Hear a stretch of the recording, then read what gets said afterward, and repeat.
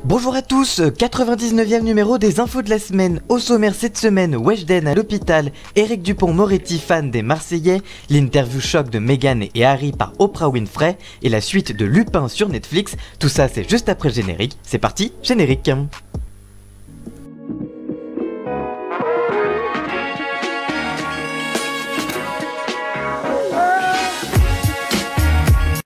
On commence avec l'interview de Meghan et Harry par Oprah Winfrey, teasée toute la semaine et diffusée dimanche sur la chaîne américaine CBS. Sauf que cet événement planétaire va également être diffusé ce lundi en France en exclusivité sur TMC à partir de 21h15. Cette conversation intime se fera en deux temps. Oprah Winfrey s'entretiendra d'abord avec Meghan, la duchesse de Sussex. La chaîne indique que la jeune femme reviendra, je cite, sur tous les aspects de sa vie, de son entrée dans la vie royale à son mariage, sa maternité, son travail philanthropique, en passant par la façon dont elle gère la vie sous la pression intense du public.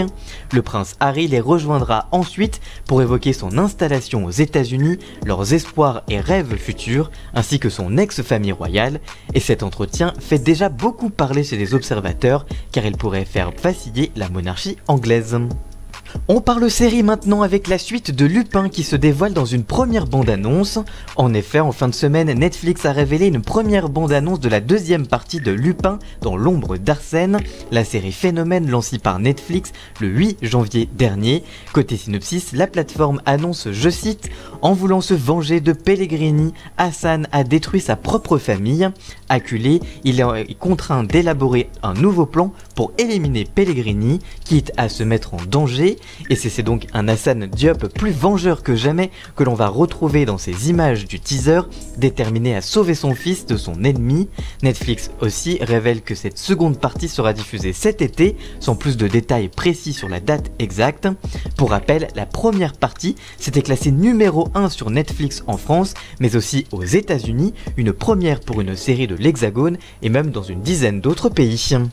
Alors que la semaine dernière, nous vous parlions des rumeurs autour de la supposée grossesse de Weshden, cette semaine, la jeune femme a de nouveau fait parler d'elle pour sa santé, puisqu'elle a partagé dans sa story une photo d'elle allongée dans un lit d'hôpital avec des perfusions sur son poignet gauche, ce qui a immédiatement réveillé les inquiétudes de ses abonnés.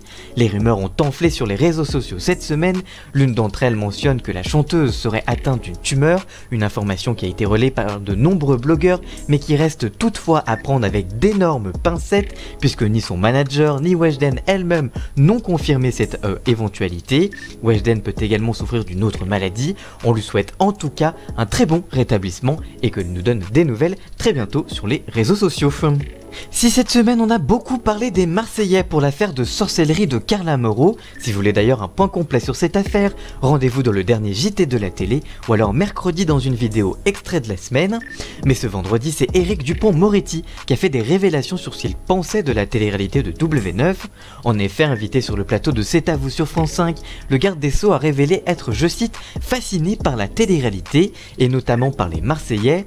Sur le plateau, l'émission recevait la romancière Delphine Desvigan pour présenter son deuxième roman Les enfants sont rois, dont des héros sont les enfants stars de YouTube. Dans un entretien, les intervenants sont revenus aussi sur le phénomène du lancement de Love the Story il y a près de 20 ans. Interrogé à propos de l'émission par Marion Ruglière, Éric Dupond-Moretti a expliqué être fasciné par la télé-réalité. Je cite encore maintenant les Marseillais, j'adore, je connais tout par cœur, ça me fascine. Qu'est-ce qui vous fascine, lui demande alors étonnée Anne-Elisabeth Lemoine, l'animatrice.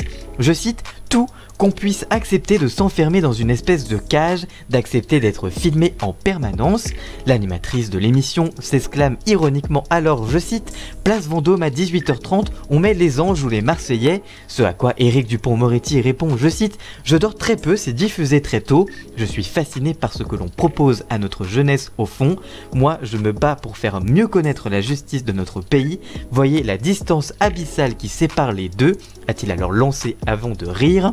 Reste à savoir pour le coup s'il a suivi justement l'affaire de sorcellerie des Marseillais et s'il a quelque chose à dire sur ce sujet. En tout cas la question ne lui a pas été posée, mais ça aurait pu être marrant d'avoir sa réponse. Merci d'avoir suivi cette vidéo, si elle vous a plu n'hésitez pas à la liker, la commenter, la partager et même à vous abonner. Et nous on se retrouve très vite pour une toute nouvelle vidéo. A très bientôt, ciao.